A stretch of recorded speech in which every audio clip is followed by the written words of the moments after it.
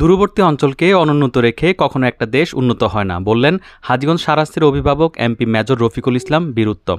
গতকাল হাজীগঞ্জের দক্ষিণ বলাকাল সরকারি প্রাথমিক বিদ্যালয়ের নতুন ভবনের ভিত্তিপ্রস্তর স্থাপন অনুষ্ঠানে এসে এ কথা বলেন।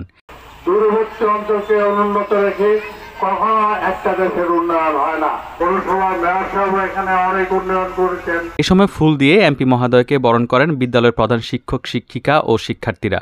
এদিকে হাজীগঞ্জ মেয়র আসম মাহবুবুল আলম লিপন বলেন, উন্নয়ন দেখতে গেলে রাস্তায় গিয়ে দেখতে হবে। 7.5 বছরে 29 কোটি টাকার কাজ হয়েছে এই দক্ষিণ বলাকাল 1 নম্বর ওয়ার্ডে। রাস্তায় ঢুকেন, এই 7 বছরে 7.5 বছরে 29 কোটি টাকার কাজ হয়েছে 1 নম্বর ওয়ার্ডে।